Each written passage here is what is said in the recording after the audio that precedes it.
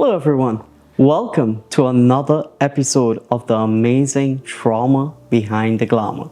And today I have a guest for you that it's when I say the displacement of his life, the realignment from he was born in Peru and he was adopted and came to New York City 25 years ago. My guest is Augusto Weber, and he's from New York City, and he is into fashion, and this world of fashion is really intense. I have learned over the past, when you think that you look at one of your photos that you click and you don't like it, trust me, it happens to the best of you. It happens to the best of us.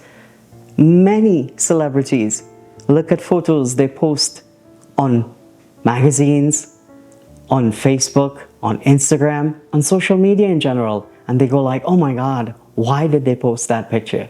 See, with Augusto, he connects the bridges when it comes to models and artists and everyone who wants to shine. He is no stranger when it comes to this fashion world. And today, he's here to tell you his story and his journey from where he were in life to where he is today. And I want you to listen. And if it doesn't resonate with you, I definitely want you to share this. And I want to shout out at this time, all my amazing rasters on the podcast, on iHeartRadio, on Spotify, on Apple iTunes, on Amazon Music, for the love that you have been sharing with us. And I want to tell all of you on Instagram, Facebook, wherever you're looking at the stream from, that Ra believes in you. It can get tough, and I want you to understand that you are not alone. So without further ado, let me introduce my amazing guest today on Trauma Behind the Glamor, Augusto Weber. Hi everyone, I'm Augusto Weber. I've been in New York City for 25 years. I grew up with an English family, and I lived in Soho for all my life. And you know, I started in New York City speaking no words of English. I only spoke Spanish, and then growing up here, I learned English within about a week. And you know, from there, English has always been in my blood. And my journey, you know, growing up, I studied martial arts for 25 years, and I also teach it. And then from there, you know, I started in the entertainment industry when I was 16 years old.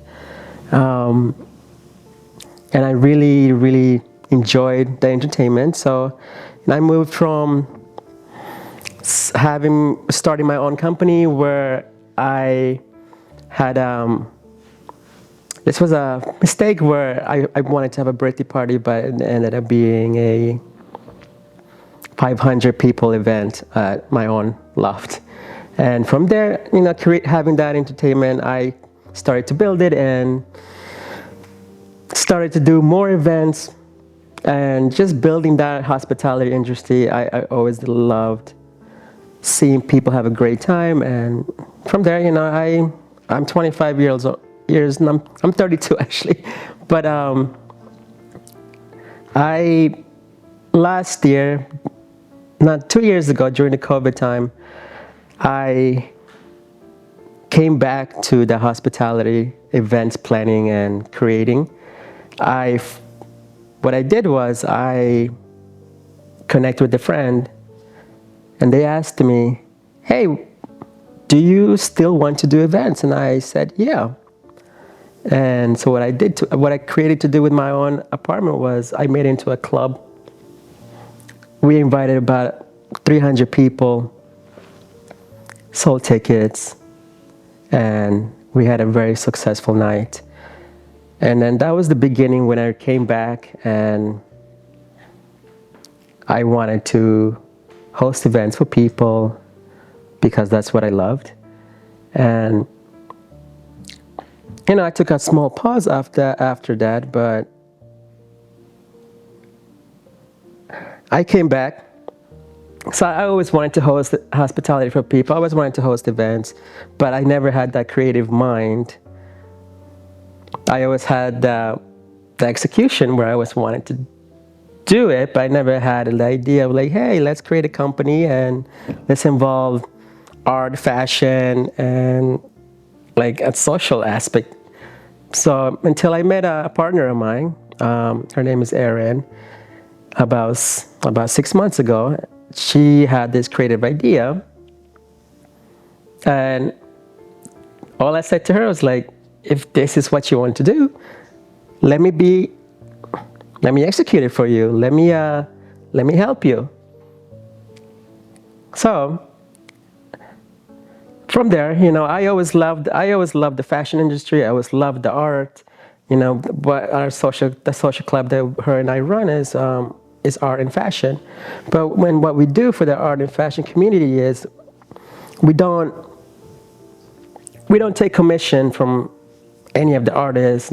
We don't take fees for any of the fashion designers. What we want to do is we want to have them come in, showcase their work, and for them to have people see what they got, even if they're like small, big, it doesn't matter. We're just here to have them be out there and for them to shine in the world.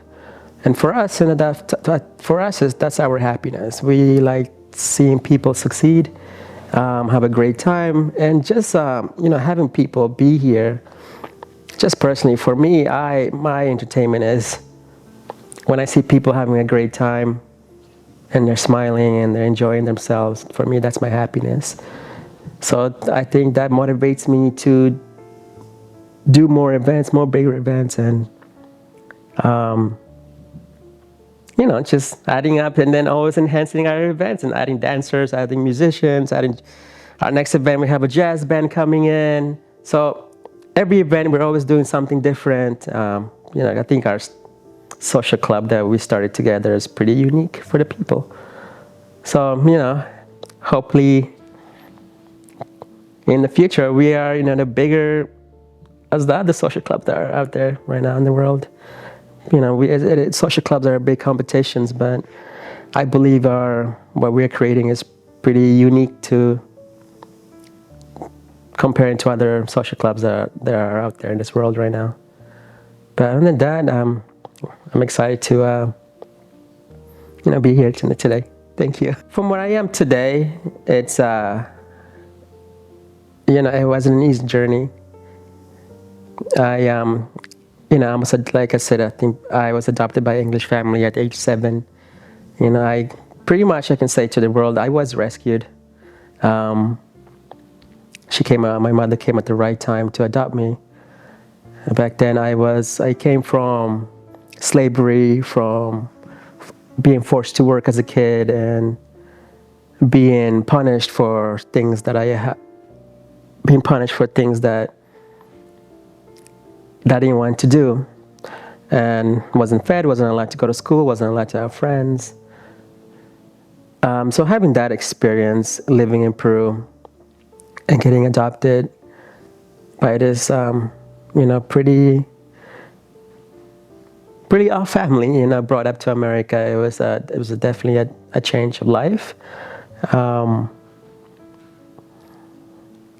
But growing up in New York City, it was definitely very, very hard because then I was of color. So even going to school, I got bullied, I got called racial slurs.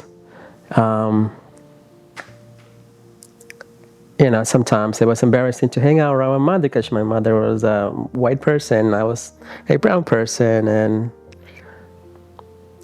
I believe that was the most hardest things I had in my life. And also my mother was sick while she was trying to care for me. So personally, as soon as she adopted me, she had Parkinson's, and what that did to her is she was sick for the duration of my lifetime, and so she actually couldn't take care of me. So I grew up pretty fast. By the age 12, I was trying to do my own thing. By 16, I wanted to just work because I also wanted to support my mother. I wanted to do everything for her. But I think growing up, I felt already alone because my mother wasn't always present.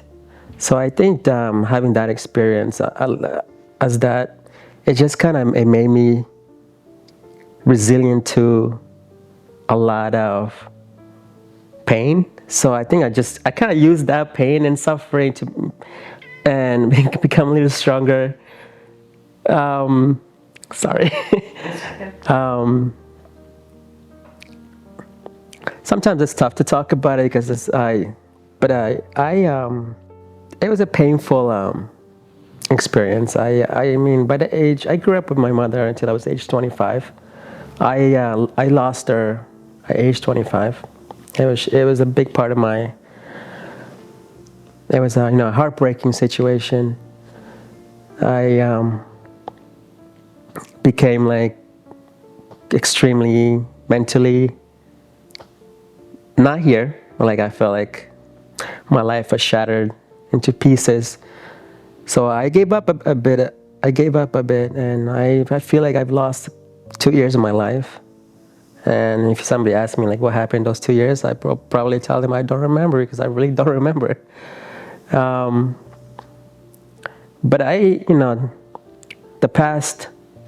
the loss of my parent, it made me stronger, and I wanted to push myself to do better, and meet the right people in my life. But I made so many mistakes in my life, plenty of them. Lost so many friends, family. I barely even talk to my family now. So just like, I think overall, despite the fact that I like people and being around people, I always feel alone still. And like, it's not, I think it's always been I think it's just, I don't know, sometimes I think being alone for me is always, it just feels right. But seeing people have a great time to me, it's just, I don't know, it just feels right. But I think overall, having all the suffering, the loss and mistakes, it just helped me build a better version of myself. And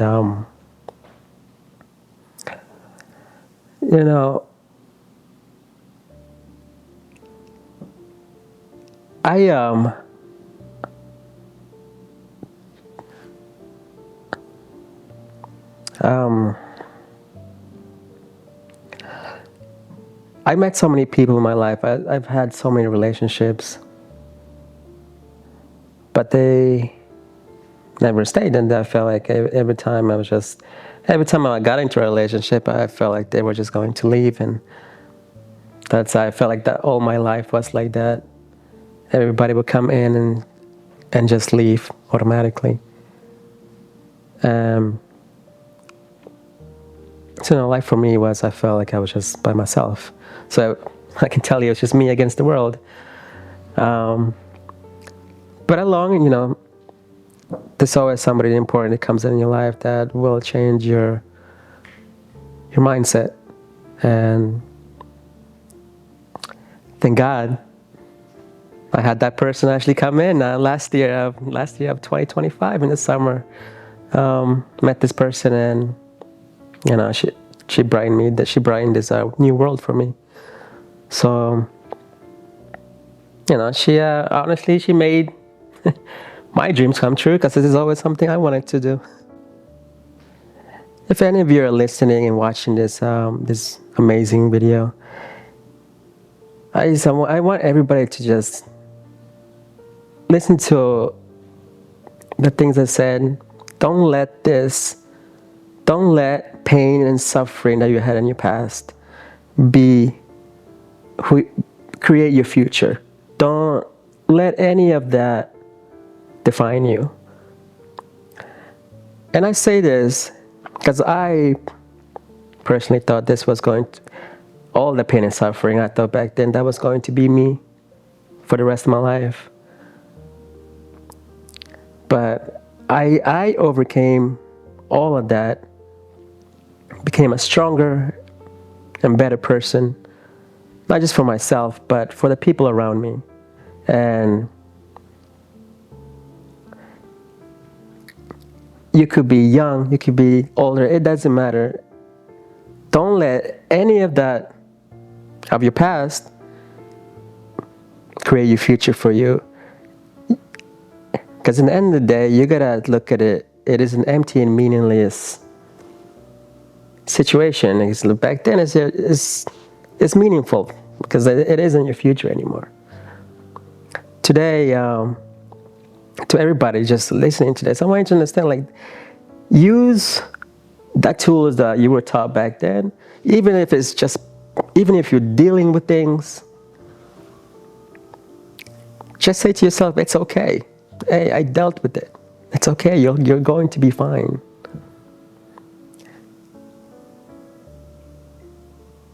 Every mistake, every suffering, pain that you dealt in your life, it's a tool to make you stronger for yourself as you get older. This is for the youth as well. This is for the older people in life.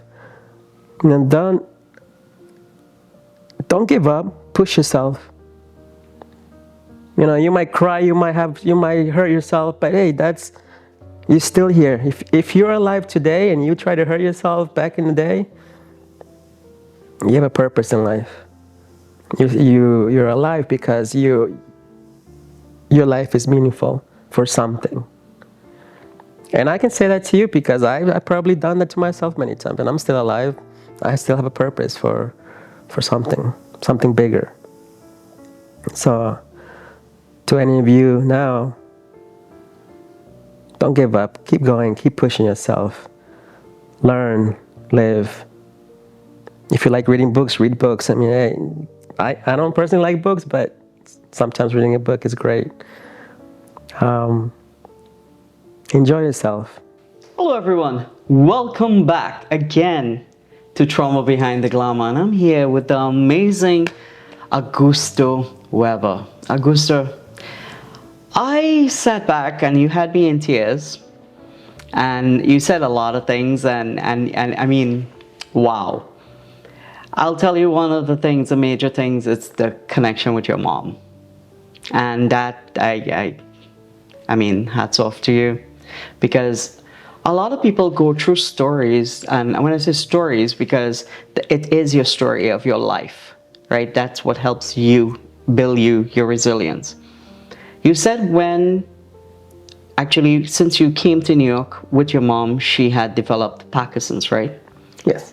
And I can imagine how tough that was for you growing up, because I had an aunt, she passed away, may her soul rest in peace, and I remember her, my other aunt, describing her husband, telling them how it was for them and how it would be. And I have seen other people throughout my life who had family members with Parkinson's, and I know the suffering is a lot and it's hard for them. During those times, growing up as a teenager, what was your support like? Or were times that you were like, why is I'm the one being challenged like that? What was my support like? Yeah. Support as in like, would I Support have like therapy? Or, yes, okay. Support for therapy, support with friends around you, school, other family members.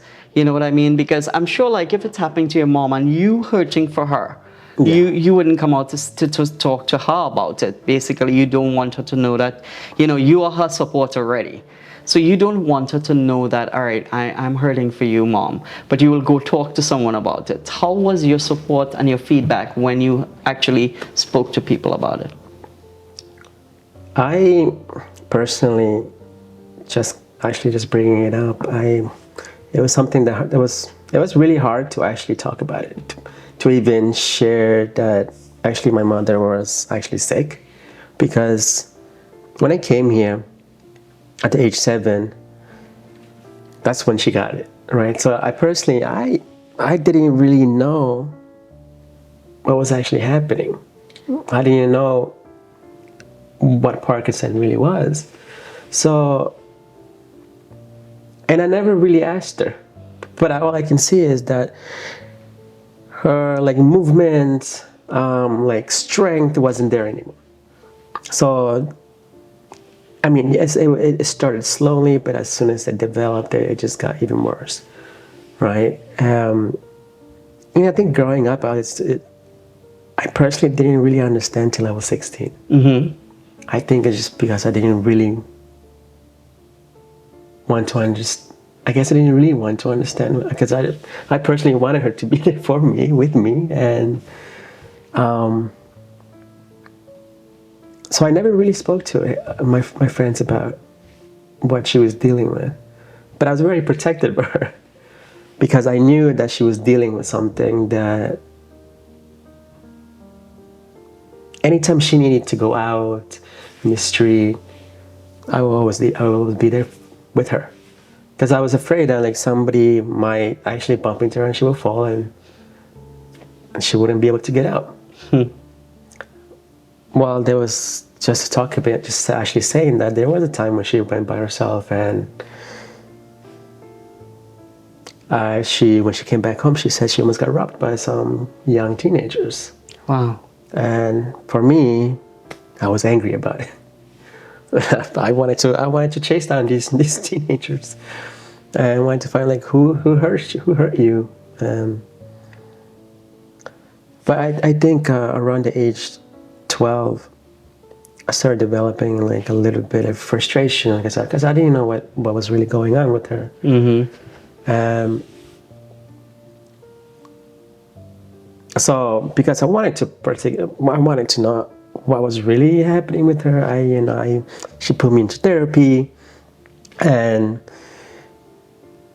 I think therapy was something that was almost the best choice I made, because personally I came from like a background of abuse and trauma and all that life background already. So, and then trying to understand that my mother was sick, and I think I just needed somebody to kind of tell them like, hey, I don't know what's happening with my mother. Yeah, I that's why I asked that question, and I did mention teenage years, because I understood at 7 years old you wouldn't have really comprehend what's going on. And the reason I asked that is, I'll tell you this, and from my experiences, and this is a freaking thing I'm about to say here, and this is disclaimers. This is not to trigger anyone. This is not to hurt anyone. This is actually, if you're going through something, please make sure you reach out to someone that you trust, that you can speak to, and that you can actually talk to a medical professional if you need help. Please seek that help that you need. And when I say this is, I have seen someone's mom attempt suicide. Well, they committed suicide. It's just that they didn't pass away. God, thank God for that.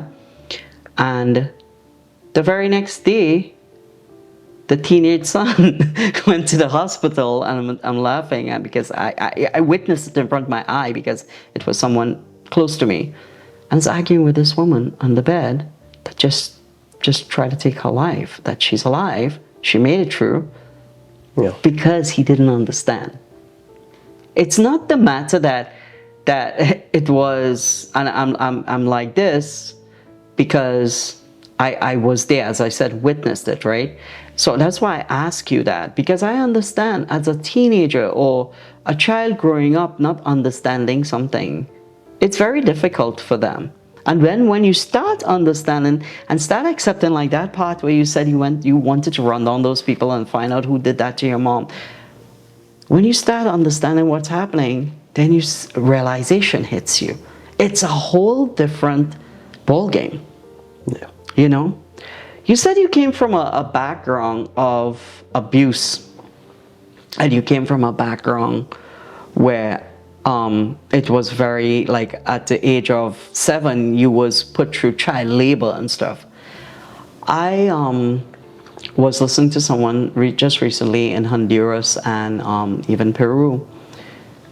Girls at least 16 years old have kids who, because they had them at the age of 12, and then they end up with kids. So time they hit 20 and they're working, they already have an 8-year-old kid.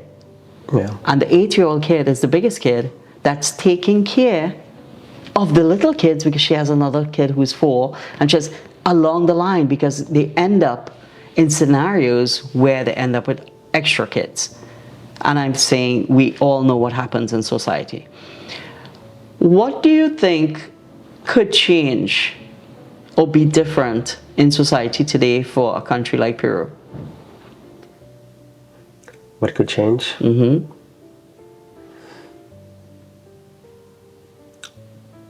If I was to, this is something thank you for asking me that question, because my long-term dream, or goal at least, is to give back. Mm-hmm. I personally would love to build more orphanage for children. And because I remember how hard it was for kids in the orphanage. I was a kid that didn't want to be in an orphanage. I actually escaped so many times. But I could see that there was also other kids suffering from just being trapped there with no family. So for me, it's like, I want to build more homes. Mind you, I haven't been there in 25 years, but that's still my long-term goal, and I want to see that happen one day. That is amazing, that a lot of people go through a lot of different things in life and they just forget where they come from. Especially in today's society, a lot of people actually, you see, this is where we were speaking before about therapy, that you said that your mom did that for you, that was something golden. A lot of people don't get therapy. A lot of people have never even, they have so much trauma and they have never sat with a therapist, or sat with a psychologist, or sat with a psychiatrist.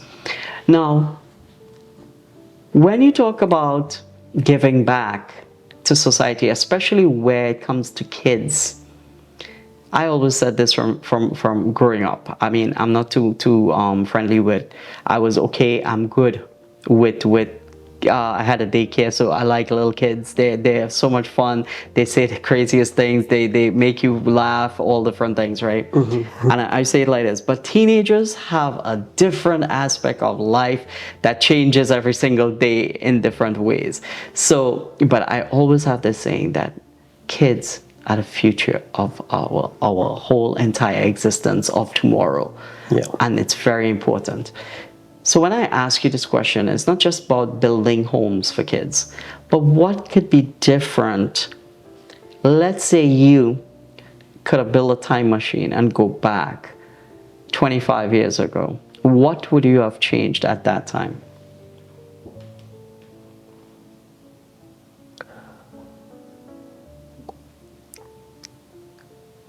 I do like that question. I like that question.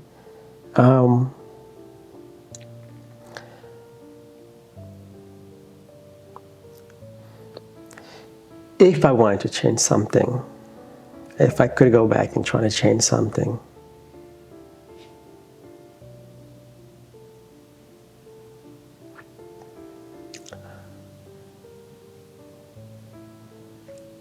I would wish that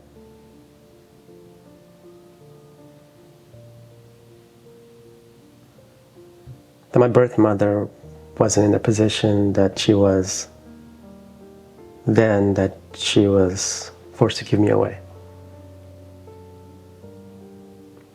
That's the only thing I would change. But other than that,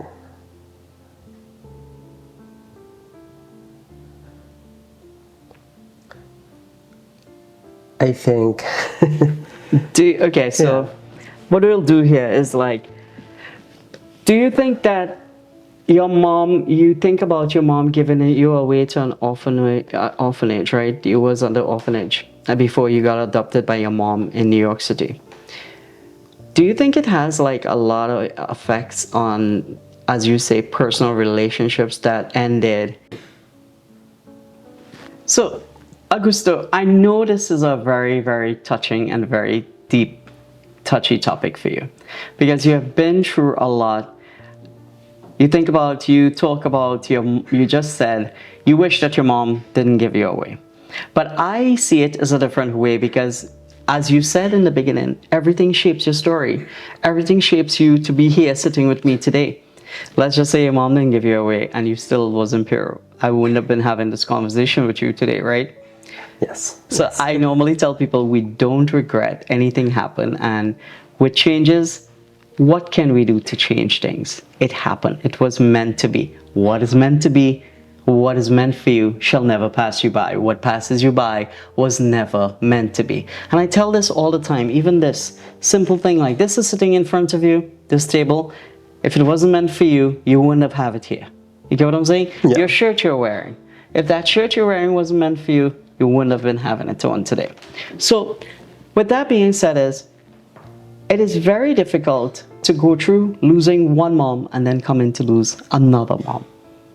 How many years ago you lost your mom in New York? My adopted mother 6 years ago, 2019. 6 years ago. Yeah. And while you were telling the story, you said 2 years of your life, you can't even remember what happened. But I want you to remember today. I want you to tell us about some of the things that you did to block this hurt out. Tell us. 2019, I remember things February 4th, 5 a.m. That's when my mother passed away.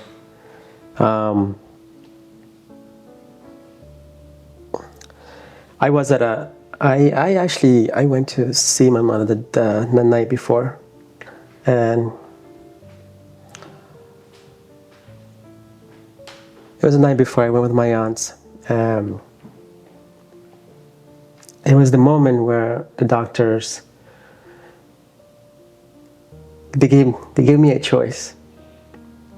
I had to, it was either keep her in the machines or pull the plug. And I made the choice of saying no. I want to keep fighting. Maybe it was a selfish choice, but I thought that, she would live longer. I came home around 1 a.m. and around 5 a.m. is when she passed away. So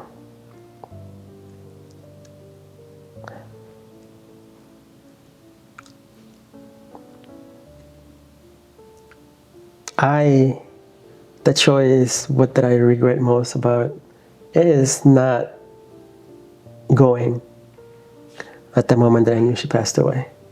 It's because I didn't want to see it. I didn't want to experience it. I didn't want to feel it or accept it. Accept it, exactly. At that moment, that was the moment when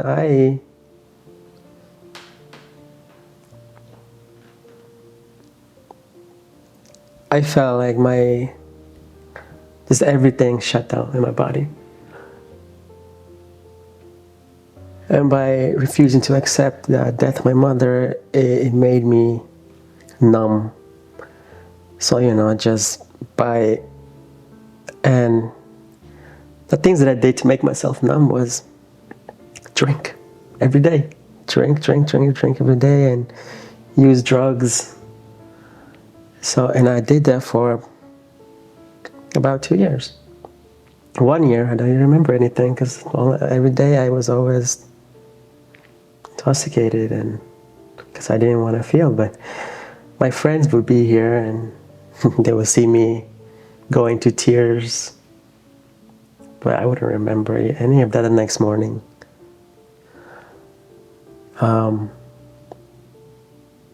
So it took me 2 years to even accept the fact that she was no longer here, but it took me about 5 years in total to understand that she's actually not here anymore.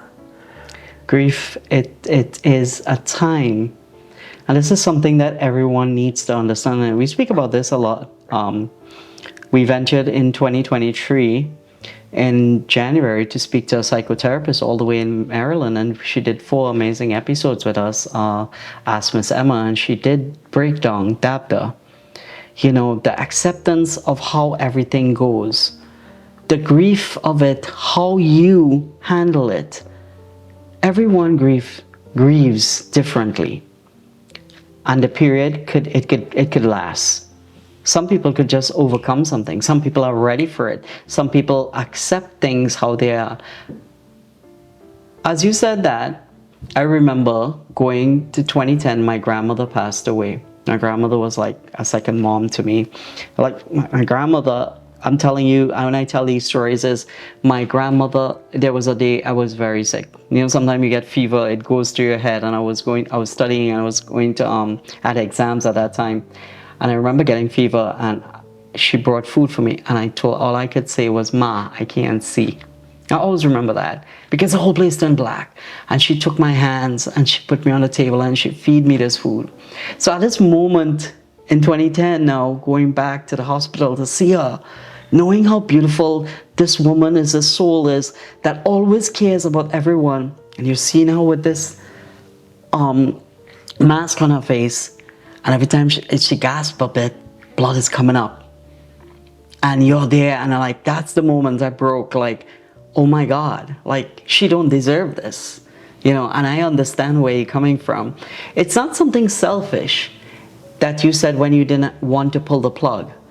It's not something selfish. It's in your mindset is, and how you think is, she's gonna recover. Just give it time, because this is what you want. This is a person that you love. You get what I'm saying?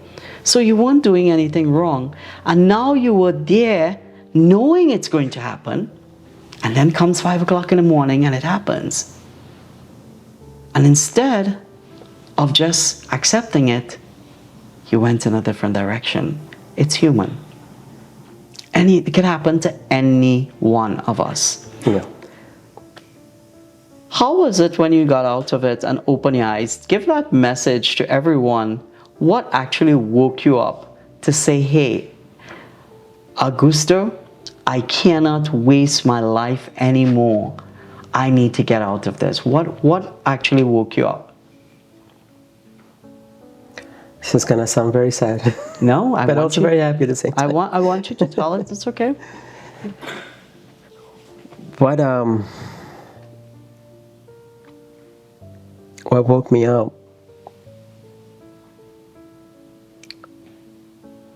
I attempted to hurt myself. Mm-hmm. I attempted it, but I couldn't do it. And it was the very same day that a friend of mine messaged me. It was the same day. She was like, hey, I want you to come join us for this 20 people dinner. On the same day, I was just, I didn't know what to do.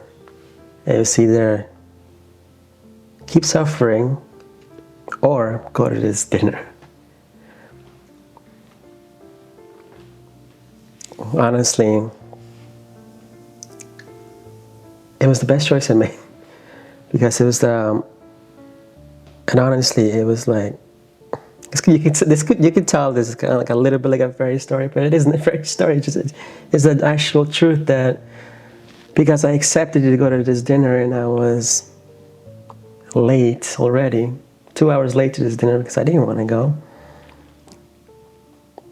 I met somebody, and by meeting this person, it was a different it's a different feeling. But then I surrounded myself with good people at the same time too. Reason I say this because this was during COVID time, and for almost around that duration, I was alone for almost 2 years. Here with no communication of people. I wasn't surrounded by anybody. No one would ever come visit me, so I was just here all by myself. So I think it was just that calling of community, of people that brought joy back to me, that I was like, I actually do matter. Somebody does care about me, and they want to invite me to be part of their community. I love that, and that's what it said all the time, you know, surround yourself by the people that actually wants to be there for you and that really cares. And I will tell you this too, you went through something that happened in a very testing time, because right there from 2019 hits 2020, the main part of the lockdown, everyone was in a place where they were concerned for themselves. Yeah. And this, when I say this, it's not something out of selfishness, because a person who was outgoing, and I can tell you that as myself, every single week, every single few times a week, I'm out, and then you're trapped. It feels different. You're wondering what's happening. A lot of people, even though you might have family around, you might be able to communicate with people, but still it's not the same. Yeah. So you ended up in a bad place in a wrong time altogether. But I am happy that you were able to have that. At the moment, I always say this thing, when God cannot come, He sends. And that was your main part. He sent those people to actually pull you up, to get you out. And then you had your angel, whoever that person was at that moment. Angels are not here to always stay, but sometimes they're here for that moment, to fill that gap, to show you what was going on, or to show you that brighter light. Yeah. I am happy that you're here today, because at the end of the day, we have the Blank Space New York City. Tell us, what are your plans for the Blank Space New York City? For the blank space, you know, I personally love it already. What I want for the blank space itself, I want to go into everywhere in the world. I want to expand it. You know, I want to build a whole empire under the blank space. I want the people to know who we are. What about, how would you expand the blank space with mental health? With mental health, honestly, I think just connecting people together, sometimes community, does support mental health. And I can tell you by experience, I've been through that. So friendship and genuine connection, it's a big thing in life. People need community and love and support. Because I mean, everybody goes through mental health, and if they're alone in this world, I love you're that. not gonna go through it. And I will tell you this though, but you said meeting people, it's very difficult to trust people in society today, to be friends with people, because a lot of different things that happen to you, especially with you and your experiences. So, but it's very nice as well though. Like when we came out to that event that day, you know, it's always nice to meet the models. We know some of them already, and they're excited to see us, because Freddie always posting their videos and stuff like that. So it's always clicking. It's always nice to meet. And we got to meet you, Aaron. We got to meet some other people. We ended up interviewing some more people from it. Amazing. So it was really, really nice. And as you say, community is great. What would be your advice if it is that you had to tell people, just like you said in the beginning of your message, do not give up? Where is it that you give up that you can tell someone, listen, I was there. I know what it was like. I gave up. I want you to not to give up. I almost gave up, and I did give up. But I personally thought that I had no purpose and nothing else to give to this world. I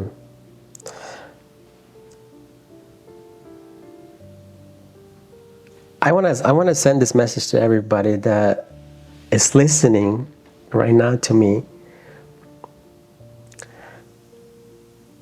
no matter what you go through, no matter the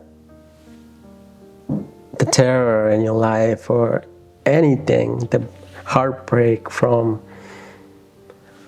workspaces, anything like that, don't let that stop you from wanting more for yourself.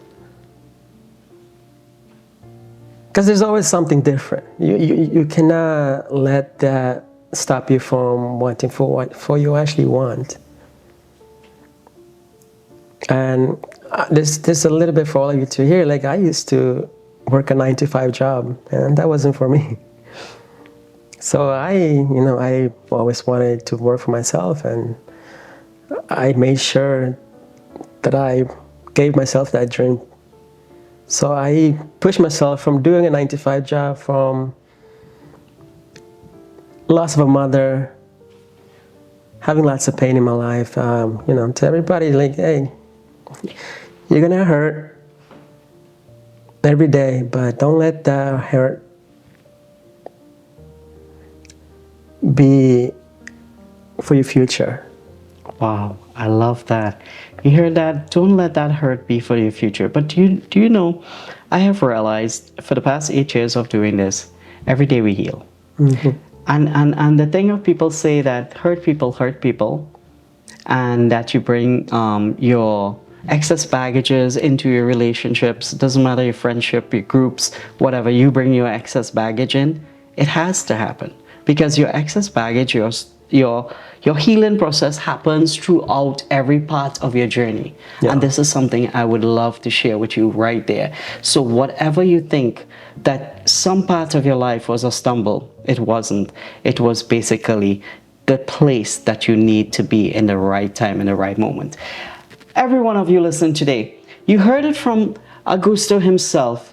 For all that he have been through in life and where he has been, one of the greatest things I teach everyone all the time is that you can do it, you shall do it, and you will do it. Put your mind to it. Whatever you decide in your life, it's all based about you. Your happiness matters first, and this is something you have to know. There once was a man who had the blues because he had no shoes. Down the street, he met a man who had no feet. It's not just something that someone is saying to you. It happens because Augusto's problem was bad for him. I don't know how bad my stress will be. I don't even know how to think about losing my mom. Sometimes I'm working on my laptop and I'm talking to her in another room. It so happened that one day she's by my brother and I'm talking. Then I remember, oh, she's by my brother and I'm talking to her. So you think about, God forbid, that day has to come. I do not know. Even though with all my teachings, because I believe in Sri Krishna, I believe that things are written the way it should. And everyone is here. They are born and they have to die. It is something that we all understand, that we have to accept, but in that moment, we do not. I just want to tell you thank you for coming on Trauma Behind the Glamor, because this was a total different conversation.